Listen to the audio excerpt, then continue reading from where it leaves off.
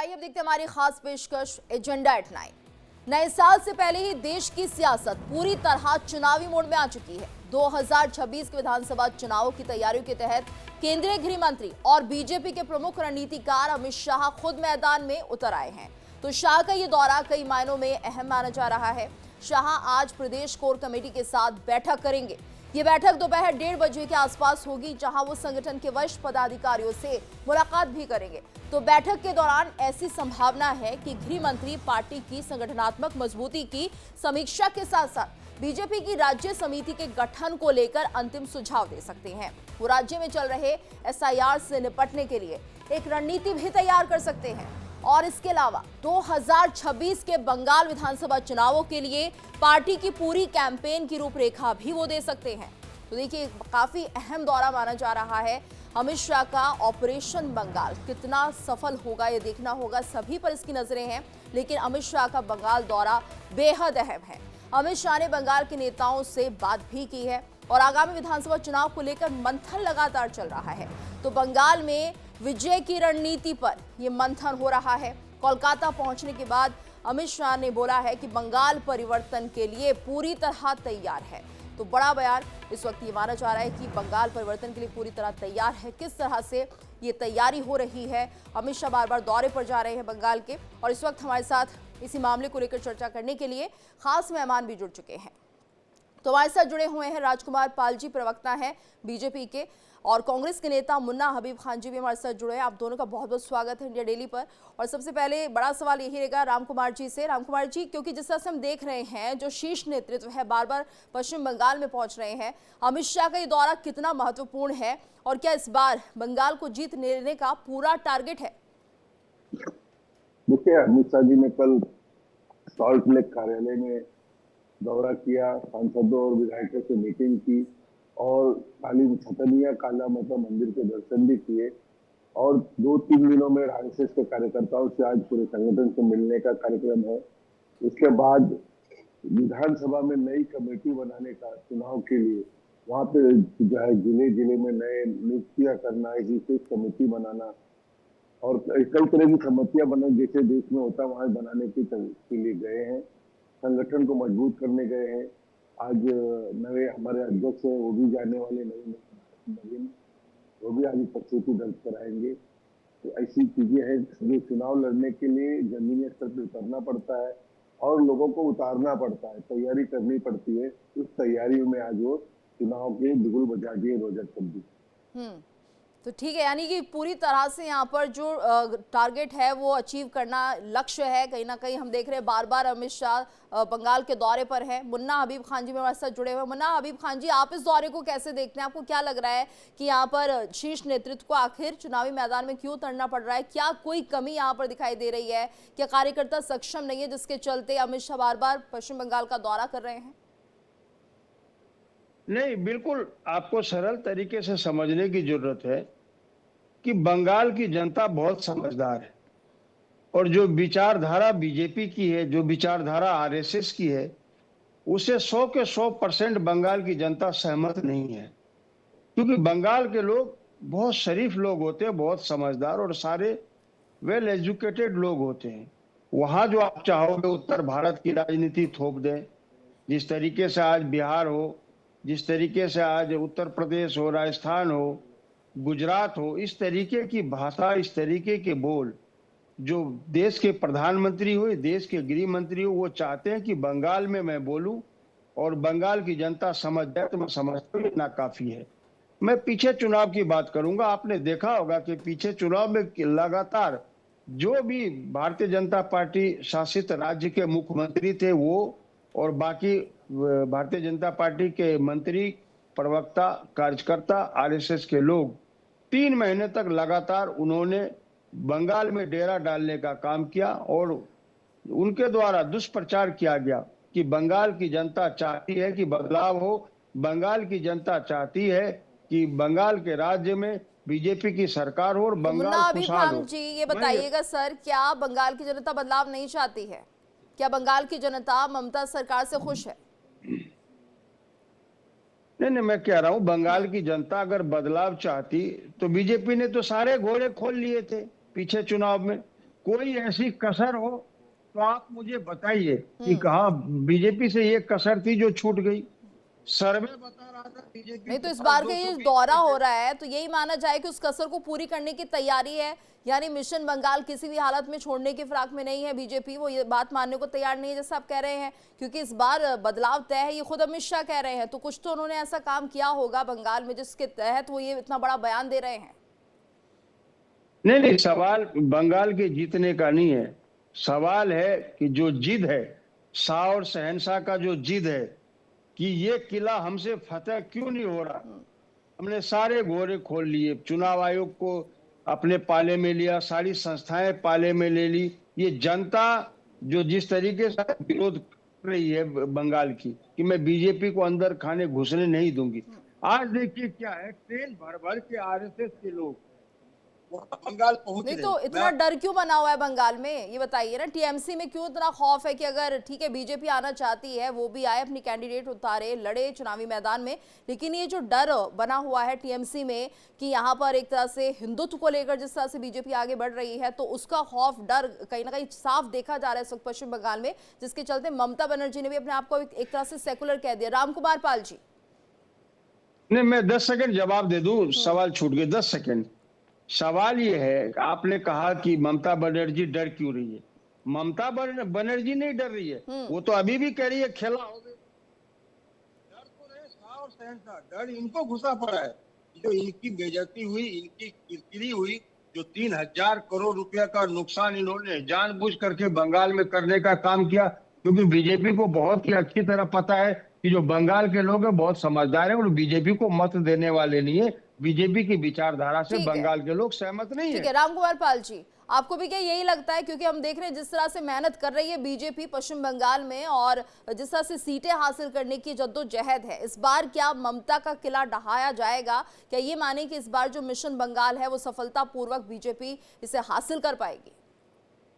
देखिए, अगली बार हम लोग 6 से 77 तक पहुंचे थे, आज इतना ही। और ये जो 48 साल से बंगाल में कहीं नजर आने वाले कांग्रेस, और क्या क्या इनको, इनकी पार्टी, राष्ट्रीय पार्टी, इनको भी चुनाव ढंग से लड़ना चाहिए।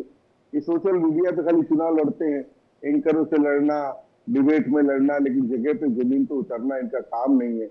आज 48 साल के हो गए, इनको वहां सत्ता में नहीं है, या धन की सीटें भी नहीं पाई कभी। हमारे तो सांसद भी है, विधायक भी है, अगली बार 77 विधायक चुन के भी आए थे, कई जगह बहुत छोटे अंतर से आ रहे थे। उस चीज को देखते हुए, उस चीज को पूरा करने के लिए संगठन को जमीन पे उतरना ही पड़ता है। पूरे संगठन को, सिर्फ अमित शाह से नहीं सारा काम चलेगा, सारे संगठन के लोग, बूथ जी प्रमुख से लेके रामकुमार जी, एक बात और प्रचारित की जा रही है यहाँ पर ममता सरकार की तरफ से कि बाहरी के वर्सेस अगर आप अंदरूनी लोगों पर ज्यादा भरोसा करेंगे तो ज्यादा अच्छा होगा, तो आखिर ऐसा क्या डर और खौफ है ममता बनर्जी में कि वो कह रहे हैं कि बाहरियों को मत आने दो? देखिए साहब, मैं बताना चाहूंगा, बंगाल देश में एक लेफ्ट में जब राज चला था, लेफ्ट के समय क्या होता था, हिंसा, आतंकवाद, हिंसा ही करते थे, बम कांड होता था। ममता जी के भी लोग क्या कर रहे हैं, चुनाव आयोग की मतपेटियां छीन लेना, सीबीआई या ईडी के कर्मचारियों पर हमला करना, वहां पे एक विचित्र तरह का कार्य होते रहता है। उस तरह भी बनना पड़ेगा किसी भी पार्टी को आने के लिए, उस तरह से उपस्थिति दर्ज करानी पड़ेगी। लेफ्ट का भी राज हमने देखा है और बंगाल के ममता जी का भी राज देखा है।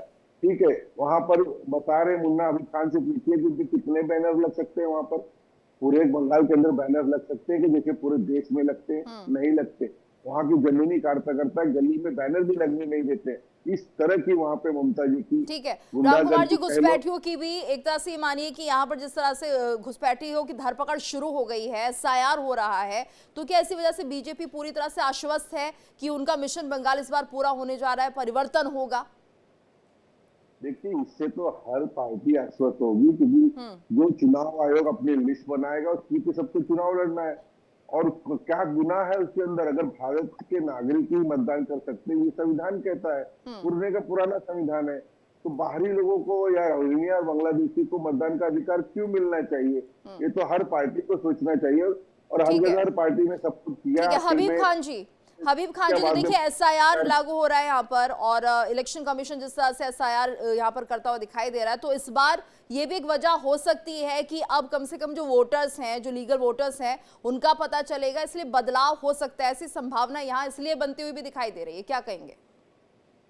नहीं, एसआईआर कराने की जो मानसिकता है भारतीय जनता पार्टी की, वो बंगाल में सफल होने वाली नहीं है। आप सीधी तौर पे समझिए, बार बार भारतीय जनता पार्टी घुसपैठियों की मुद्दे उठाती रही है। जिस तरीके से आपने देखा कि झारखंड में, मित्रों, तो हबीब खान जी बताइए, घुसपैठी नहीं है क्या? पश्चिम बंगाल में घुसपैठी नहीं है, ये बताइए पहले। बिहार में घुसपैठी नहीं थे? या तो आप सवाल कर लीजिए या मैं जवाब दे दूं। आपको मैं जवाब ही तो दे रहा हूँ। नहीं हबीब खान जी, देखिए घुसपैठी तो है, इस बात को तो आप मानेंगे ना। पश्चिम बंगाल में घुसपैठी हैं, ये बात तो सबको पता है, इस बात से कैसे इनकार करेंगे आप? तो मैं यही तो आपसे कह रहा हूं कि अगर बंगाल में घुसपैठिए हैं तो 11 साल से सरकार कर क्या रही थी? जो बॉर्डर का एरिया है, 50 किलोमीटर का दायरा केंद्र सरकार के अधीन आ रहा है, तो क्या केंद्र सरकार ने घुसपैठिए हिंदुस्तान में भेजने का काम किया? क्या देश के गृह मंत्री घुसपैठिए से मिले हुए, बांग्लादेश से मिले, पाकिस्तान से मिले, जो पाकिस्तान से आतंकवादी बुला रहे और बांग्लादेश से घुसपैठिए? जवाब तो देना पड़ेगा ना। आप झारखंड में घुसपैठिए का मुद्दा बनाया आपने, झारखंड चुनाव के बाद आपने ये भी नहीं बताया कि कितने घुसपैठिए झारखंड में पकड़े गए या कितने घुसपैठिए मिले। बिहार चुनाव में आपने जम करके उन्माद मचाया कि घुसपैठिए घुसपैठिए घुसपैठिए। बिहार के चुनाव समाप्त हुए, आप भूल गए घुसपैठिए। बंगाल के चुनाव आते ही फिर वो घुसपैठिए का जो जिन्न है वो बाहर आ गया। तो देश की जनता या बंगाल की जनता बेवकूफ नहीं है, वो समझती है कि कहीं ना यानी कहीं अभी खान जी आप ये कह रहे हैं सिर्फ चुनावी रणनीति को तय करने के लिए घुसपैठियों का मामला उठाया जाता है, घुसपैठी है नहीं देश में, ये आप कहना चाह रहे हैं? मैं आपको साफ शब्दों में ऑन रिकॉर्ड कह दे रहा हूं कि चुनाव जीतने के लिए शाह और शहनशाह, देश के प्रधानमंत्री, देश के गृह मंत्री किसी भी हद तक जा सकते हैं। यहाँ तक कि मैं कहूँ कि सत्यपाल मलिक का जवाब आज तक नहीं मिला कि चुनाव के दौरान 40 जवान मरवाए गए और 400 किलो आरडीएक्स कहाँ से आया। वो जो डीसीपी देवेंद्र था उसका आज तक नहीं पता लगा कहाँ चला गया वो। रामकुमार पाल जी, सुधार गए, लेकिन रामकुमार पाल जी से जवाब लेते हैं। रामकुमार जी, देखिए जिस तरह से यहाँ पर आरोप लगाए जा रहे हैं कि सिर्फ घुसपैठियों का मुद्दा चुनाव के समय ही याद आता है बीजेपी को, उसके बाद पता नहीं ये मुद्दा कहाँ जाता है, तो एक तरह से इसे चुनावी एजेंडा माना जा रहा है, यानी जैसे चुनाव नजदीक होंगे घुसपैठियों की बात सामने आएगी और उसके बाद फिर पता नहीं घुसपैठिए कहाँ गए, कहाँ से आए। देखिए, मतदार यादी शुद्धिकरण ये देश के हित में और देश के लिए है, और सिर्फ कलकत्ता में चुनावी नहीं, 12 राज्यों में हो रहा है और पूरे भारत में होगा। सिस्टम है, सिस्टम से होगा, सिस्टम को करना भी पड़ेगा। और जो बातें कर रहे थे इनको खुद को अपने इसमें दामन में देखना चाहिए कि इन्होंने कितने क्या कुछ किए। और अभी भी नई नई बात नहीं बता रहा हूँ, नई क्या बात की इनके टैगोर ने, जो एमपी ने, विजय बाबू ने क्या बात करी। उन्होंने ये कही कि भाई हिंदुस्तान में अत्याचार हो रहा है और इसके लिए बांग्लादेश में हिंदुओं का अत्याचार हो रहा है। ये क्या जायज है? ऐसी बातों से वोट मिलेगा? ऐसे बातें करनी चाहिए। जो पूर्व मुख्यमंत्री, कैबिनेट मिनिस्टर क्या क्या रह चुके हैं, दिग्विजय कितने वरिष्ठ है, ये शब्द जो ऐसे रहते हैं जो आग लगाने के शब्द रहते हैं। और ये इसी सारे शब्दों से हमको तो चुनाव लड़ना है और हमको मुद्दा यही देते हैं। हर चुनाव में मणिशंकर अय्यर, राहुल गांधी, दिग्विजय कोई ना कोई मुद्दा देते हैं और उस पर हम लड़ते हैं। जमीनी स्तर पे लड़ते हैं। जमीनी जो तैयारी है हमारी, जमीनी स्तर की तैयारी अपने आत्मा देखें दामन में, वो क्यों नहीं जाते उनके लोग? बस जाएंगे चुनाव में। चुनाव के समय जो व्यक्ति विदेश दौरे करता है, जो चुनाव के समय जंगल सफारी घूमता है, वो क्या बात करता है सर? वो जंगल, बिहार के चुनाव के समय जंगल सफारी घूम रहे थे मध्य प्रदेश में, चुनाव में बाहर विदेश यात्रा कर रहे थे। तो क्या जनता इसी तरह नहीं है मुल्क कि किसी के गांधी परिवार के नाम पे वो दौर बदल गया था? दौर बहुत अच्छा था, इनका किया इन्होंने। उस वक्त कोई ऐसी पार्टी नहीं खड़ी थी, इनसे फूटे जो अर्जुन सिंह निकले, ममता जी निकली, और इनके कहते हैं कि कानपुर के कैबिनेट मिनिस्टर जायसवाल जी, उन्होंने सब कहा था कितने घुसपैठी, यही ममता बनर्जी स्पीकर के ऊपर पेपर फेंका झूठ बोल। जी सदन की कार्रवाई पेपर पढ़ता है, मीडिया देखता है। मुन्ना हबीब खान जी, झूठ उतना ही बोलो जो खप सके, नमक उतना ही डाल के खाया जा ठीक है, सके। हबीब खान जी भी कुछ कहना चाह रहे हैं, बोलिए सर। हबीब जी बोलिए। देखिए, आपने बहुत अच्छा सवाल किया। आपने ये पूछा भारतीय जनता पार्टी के प्रवक्ता से, जो मित्र हमारे हैं, कि घुसपैठिए झारखंड में, बिहार में कितने मिले।